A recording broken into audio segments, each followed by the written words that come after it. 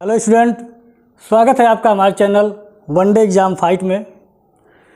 हम लोग student polity पढ़ रहे हैं और राज्य व्यवस्था के अंतर्गत जो है हम लोग धीरे धीरे जो है 1935 का भारत संविधान संशोधन अधिनियम जो है पढ़ चुके हैं और उसके बाद जो है 1947 का भारत शासन अधिनियम पढ़ रहे हैं।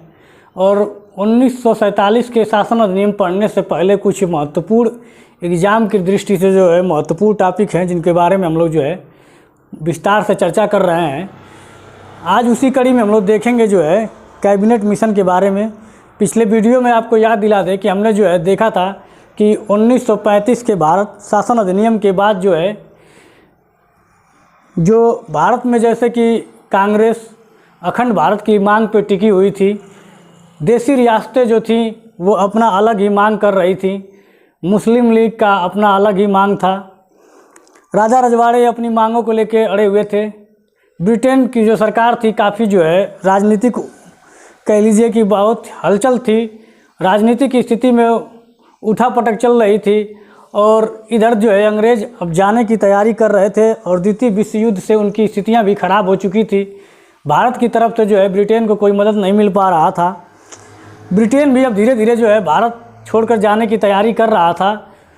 तो जैसे भारत में मुस्लिम लीग कांग्रेस अपनी मांगों को लेकर जिद पे अड़े हुए थे, जहां मुस्लिम लीग अलग संप्रभु राष्ट्र की मांग कर रहा था पाकिस्तान के रूप में, कांग्रेस को ये स्वीकार नहीं था।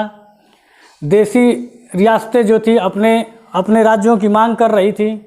तो हम लोग देखेंगे कि किस तरह जो है ब्रिटेन की संसद ने 1942 में जो है क्रिप्स मिशन भारत भेजा, उसके बाद बेवेल योजना, शिमला सम्मेलन, उसके बाद जो है कैबिनेट मिशन जो है भारत आया। और कह लीजिए कि क्रिप्स मिशन, बेवेल योजना, शिमला सम्मेलन सभी के सभी जो है मुस्लिम लीग कांग्रेस और देशी रियासतों को मनाने में जो है विफल साबित हुआ। और तब जाके जो है 1946 में जो है कैबिनेट मिशन एक उच्च स्तरीय कमेटी भारत आई 3 सदस्यीय, और उसने जो है अपना प्रस्ताव रखा। एक तरह से कह सकते हैं कि कैबिनेट मिशन के द्वारा जो है पहली बार जो है भारत में एक जो है संप्रभु राष्ट्र की जो है नींव पड़ी, या संविधान सभा का जो है गठन की जो मांग रखी गई थी उसमें कैबिनेट मिशन के अंतर्गत अब धीरे धीरे जो है संविधान सभा का जो है गठन होने लगता है। तो आज जो है कैबिनेट मिशन को जो है पिछले वीडियो में हमने बहुत शार्ट में बताया था आपको, उसी को आज थोड़ा सा हम विस्तार करके समझाएंगे आपको कि कैबिनेट मिशन के आने के बाद जो है इनको सीटों का निर्धारण किस तरह किया गया और फिर चुनाव किसने जीता और कितनी कितनी सीटें डिवाइड हुई थी, उसके बारे में थोड़ा सा हम लोग चर्चा करेंगे। और फिर धीरे धीरे जो है भारत शासन अधिनियम 1947 को पढ़ेंगे और उसके बाद संविधान बनने की जो प्रक्रिया है वो धीरे धीरे जो है समाप्त हो जाएगी। तो यहाँ पर हम लोग देखेंगे संविधान सभा का गठन। जब कैबिनेट मिशन हमने आपको थोड़ा सा बताया था तो उसमें बताया था कि जो है कैबिनेट मिशन के अंतर्गत जो प्रस्ताव आया था उसमें जो है संविधान सभा के गठन की बात कही गई थी। तो उसी को लेकर यहाँ से हम शुरुआत करेंगे कि 24 मार्च 1946 में दिल्ली में 3 सदस्यीय कैबिनेट मिशन जो है भारत भेजा गया था ब्रिटेन संसद की तरफ से, जिसकी अध्यक्षता कौन कर रहे थे? Pethick Lawrence. इस 3 सदस्यों में जो है क्रिप्स भी शामिल थे।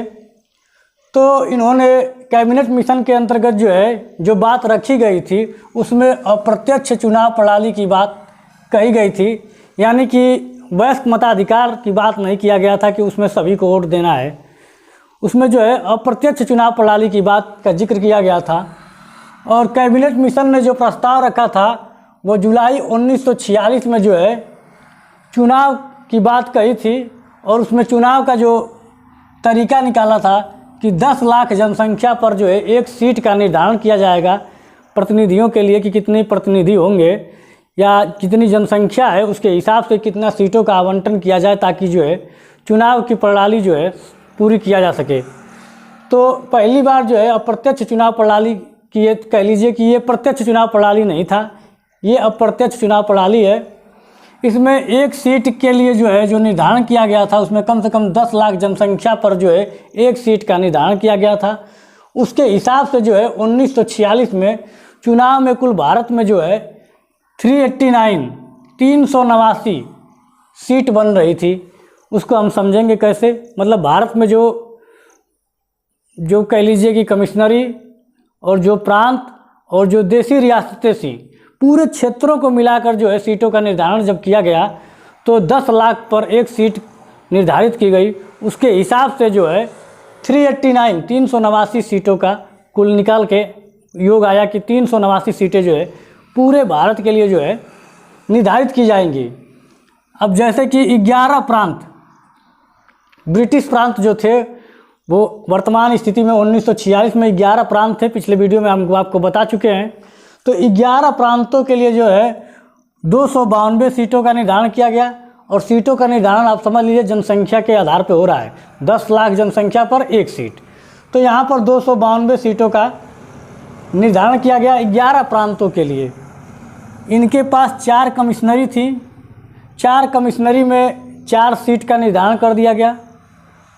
देशी रियासतें संख्या में कुल 552 थी, क्योंकि छोटी छोटी जो है देशी रियासतें थी, और तो इसलिए कुल टोटल जो है 552 देशी रियासतें थीं। और हम सीटों का निर्धारण जनसंख्या के हिसाब से कर रहे हैं, इसलिए कुल देशी रियासतों की जनसंख्या को मिलाकर अगर देखा जाए तो केवल 93 सीट जो है देशी रियासतों को मिल रहा था। तो जो कह लीजिए कि जब ब्रिटिश प्रांत और कमिश्नरी को मिलाकर जो है ये कैबिनेट मिशन ने जब चुनाव के लिए प्रस्ताव रखा, तो उसमें जो है जो ब्रिटिश प्रांत के जो क्षेत्र थे 11, 292 सीटें और 4 कमिश्नरी की 296 सीटों पर ही चुनाव हुआ, क्योंकि 93 सीटों पर जो है देशी रियासतें जो थी चुनाव में भाग नहीं लेना चाहती थी, क्योंकि आपस में देशी रियासतें, राजा रजवाड़े जो है स्वतंत्र रहना चाहते थे। वो नहीं चाहते थे कि जो है भारत के साथ एक संप्रभु राष्ट्र या कह लीजिए एक अखंड भारत की स्थापना किया जाए। वो देशी रियासतें अपने अलग राज्य की मांग कर रही थी, ये अपने अलग मांग पर टिकी हुई थी, इसलिए इन्होंने चुनाव में भाग नहीं लिया। तो इनकी सीटों को छोड़ दिया जाए अगर, तो 292 और प्लस 4 296 सीटों पे ही चुनाव हुआ। अब 296 सीटों पे चुनाव हुआ तो यहाँ पर हम लोग देखेंगे कि कांग्रेस इस चुनाव में जो है 208 सीटें लाई, मुस्लिम जो है 73 सीटें लाई, और अन्य जो छोटे बड़े अन्य दल थे वो कुल मिलाकर 15 सीटें उनके हिस्से में आई।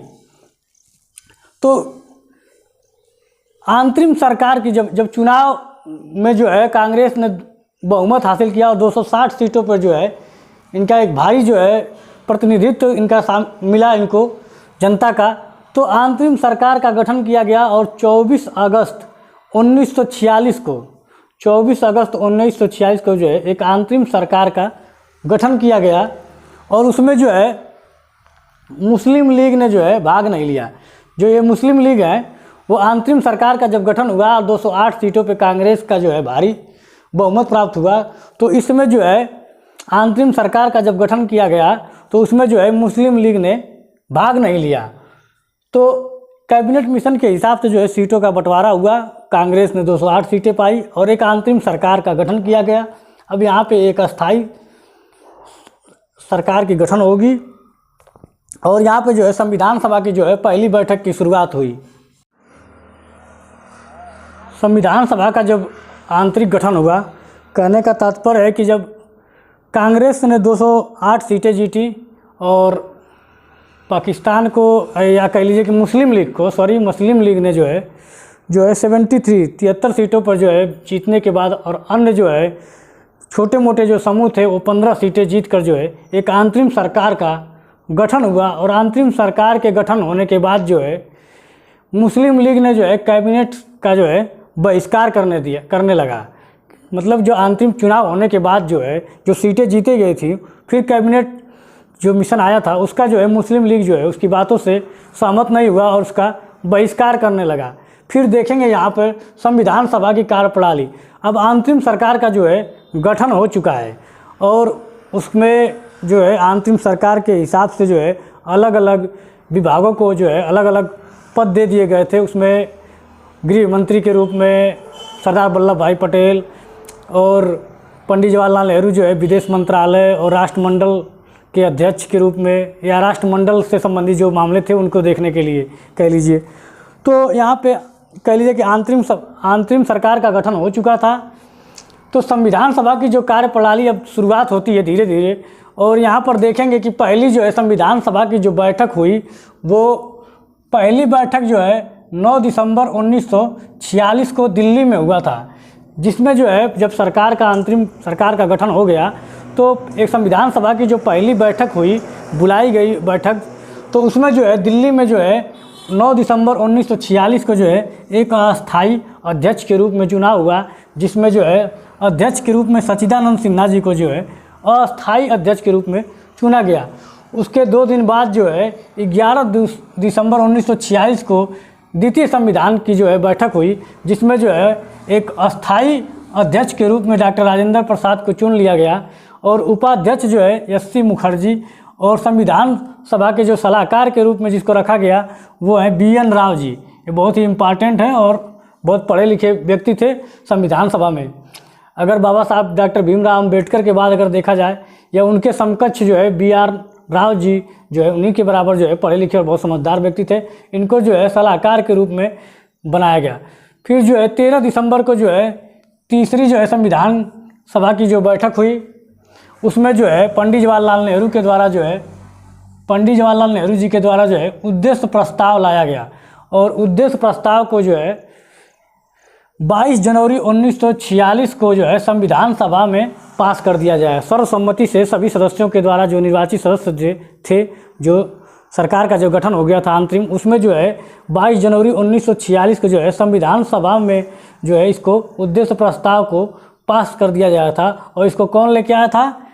पंडित जवाहरलाल नेहरू जो है इसको लेके आए थे। तो संविधान सभा में जो है पास होने के बाद जो है संविधान सभा के जो अध्यक्ष डॉक्टर राजेंद्र प्रसाद थे। अब यहाँ से जो है और विधि कानून जो है जी.वी. मावलंकर। अब जैसे संविधान बैठने की प्रक्रिया और संविधान चलने की जो प्रक्रिया है, यानी कि संसद की तरह जो है कार्यवाही चलना शुरू हो गया था, और 3 संविधान सभा की जो बैठक हो चुकी थी, उसमें जो है पंडित जवाहरलाल नेहरू जी ने एक उद्देश्य प्रस्ताव लेके आए, और उन्होंने कहा कि उद्देश्य प्रस्ताव में हमारा संविधान कैसा होगा उसकी एक रूपरेखा कह लीजिए कि उन्होंने जो है संविधान सभा के पास जो है पेश किया। तो उन्होंने जो है उस संविधान उद्देश्य प्रस्ताव क्या था उसको हम लोग देखेंगे, थोड़ा समझेंगे। लेकिन एक तरह से आप समझ लीजिए कि पंडित जवाहरलाल नेहरू ने मतलब संविधान की एक रूपरेखा तैयार किया, जिसमें किस तरह का संविधान होगा और किस तरह का उसकी जो है उद्देशिका होगी, मतलब सभी के कल्याण को देखते हुए जो है एक तरह का जो है उद्देश्य प्रस्ताव लाया गया था। तो संविधान सभा से वो पास हो गया उद्देश्य प्रस्ताव, और जो उसके जो संविधान सभा के अध्यक्ष डॉक्टर राजेंद्र प्रसाद थे, और विधिक कानून जो है जी.वी. मावलंकर जी थे। तो यहाँ पर देखेंगे थोड़ा सा आप समझ लीजिए कि उद्देश्य प्रस्ताव में था क्या। उद्देश्य प्रस्ताव में आप देख लीजिए कि जो पंडित जवाहरलाल नेहरू ने जो अपनी बात रखा था कि सामाजिक, राजनीतिक और आर्थिक न्याय, अभिव्यक्ति की स्वतंत्रता, उपासना का अधिकार, SC, ST, OBC के हितों की रक्षा और एक संप्रभु राष्ट्र, यानी कि जो है मतलब एक ऐसा उद्देश्य प्रस्ताव लेके आए थे जो संविधान की जो है रूपरेखा तैयार कर रहा था, ताकि सभी के लिए जो है सामाजिक, राजनीतिक, आर्थिक न्याय मिल सके, उसकी अभिव्यक्ति की आज़ादी हो, उसके बोलने की आज़ादी हो, उसके उपासना का अधिकार हो, उसके जो है SC, ST, OBC के हितों की रक्षा की जा सके। मतलब एक ऐसा उद्देश्य प्रस्ताव लाया, और उस प्रस्ताव को जो है सर्वसम्मति से जो है संविधान सभा में पास कर दिया गया। और उसके बाद जो है जो उसी उद्देश्य प्रस्ताव का जो परिवर्तित रूप है आज हम जो है प्रस्तावना के रूप में जानते हैं। जो उद्देश्य प्रस्ताव जो है पंडित जवाहरलाल नेहरू जी लाए थे, उसी को जो है वही उद्देश्य प्रस्ताव जो है धीरे धीरे संशोधन करके और परिवर्तित होकर जो है आज हमारी प्रस्तावना का एक रूप धारण कर लिया है। यहाँ पर हम देखेंगे थोड़ा सा और कि जब संविधान सभा की बैठक चल रही थी या अंतिम सरकार का गठन हो गया था, कार्रवाइयाँ शुरू हो गई थी, तो यहाँ पर हम देखेंगे कि जब ब्रिटेन के जो प्रधानमंत्री एटली जी थे, उन्होंने जो है एक घोषणा किया, और उन्होंने कहा कि जो है 20 फरवरी 1947 को उन्होंने एक घोषणा किया कि 30 जून 1948 को जो है हम जो है भारतीयों को जो है सत्ता सौंप देंगे। यानी कि जो कैबिनेट मिशन बन गया था, अंतिम सरकार का गठन हो गया था, संविधान सभा की कार्रवाइयाँ चलने लगी थी, वहाँ पर जो है 20 फरवरी 1947 को घोषणा हुआ कि जो है 30 जून 1948 को जो ब्रिटेन के प्रधानमंत्री थे उन्होंने घोषणा किया कि जो है हम जो है भारतीयों को जो है उनकी सत्ता जो है अब सौंप देंगे। मतलब 30 जून 1948 को फाइनल डेट बता दिया कि इसे हम जो है आपकी सत्ता जो है आप लोगों को सौंप कर जो है पूरा ब्रिटेन के लोग जो है वापस चले जाएंगे। तो उन्होंने जल्द से जल्द जो है भारतीयों को संतुष्ट करने के लिए, कांग्रेस को संतुष्ट करने के लिए और जो मुस्लिम लीग थे और जो देसी रियासतें थी सबको संतुष्ट करने के लिए फिर से एक जो है माउंटबेटन योजना लेके आए। जो है उन्होंने 3 जून 1947 को एक माउंटबेटन योजना जो है का मतलब एक तरह से जो है माउंटबेटन योजना जैसे कि बेवेल योजना, क्रिप्स प्रस्ताव, जो उसी तरह जो है माउंटबेटन योजना को वायसराय के रूप में बनाकर जो है भारत भेजा और जो है 3 जून 1947 को माउंटबेटन योजना के रूप में जो है लॉर्ड माउंटबेटन को जो है भारत भेजा ताकि जो है जल्द से जल्द जो है कांग्रेस और मुस्लिम लीग और जो है देसी रियासतों के जो बीच अभी भी टकराव चल रहे थे सीटों को लेके, क्योंकि आप देखे थे कि जो टोटल 389 सीटें थीं उन पर टोटल पे चुनाव नहीं हो पाया था, केवल जो है 296 सीटों पे ही चुनाव हुआ था और देसी रियासतों को जो है छोड़ दिया गया था। तो उन्हीं को आपस में समझौता कराने के लिए जो है कह लीजिए कि जो है फिर माउंटबेटन योजना का जो है एक रूप जो है भारत की तरफ एक कमेटी जो है भारत भेजा गया और यही कमेटी जब आती है तो ये अपना एक प्रस्ताव रखती है और उसी प्रस्ताव में जो है भारत पाकिस्तान का जो है बंटवारा कर दिया जाता है। तो हम लोग उसको देखेंगे माउंटबेटन योजना क्या था, उसको हम समझेंगे विस्तार से। और यही अंत में जो है ब्रिटेन के जो प्रधानमंत्री हैं 30 जून 1948 को कह देते हैं कि हम भारतीयों को जो है फाइनली सत्ता सौंप देंगे और वापस चले जाएंगे। फिर जो है ये लोग अपनी जो है संविधान बनाने की तैयारी में लग जाते हैं, क्योंकि अंतिम सरकार का गठन हो चुका है। पहली, दूसरी, तीसरी जो है संविधान सभा की बैठकें हो चुकी थी, अध्यक्ष का चुनाव हो चुका था। तो धीरे धीरे जो है कह लीजिए कि अब ये भारतीयों के द्वारा जो चलने वाली संविधान सभा की जो है प्रक्रिया शुरू हो गई थी और इन लोगों को जो है अब जो है संविधान सभा कहने का तात्पर्य है संविधान बनने की जो संविधान बनाने का जो है अपना मूल संविधान बनाने के लिए जो है संविधान सभा का जो गठन हो गया था, अब ये लोग जो है अपना खुद का नया संविधान तैयार करने के लिए जो है गठन हो गया संविधान सभा का और छोटी छोटी कमेटियां बना के जो है संविधान बनाने की प्रक्रिया शुरू करते हैं। तो यहाँ पे लॉर्ड माउंटबेटन योजना को देखेंगे हम लोग अगले वीडियो में। उसके बाद जो है संविधान बनने की जो प्रक्रिया है शुरू हो जाएगी।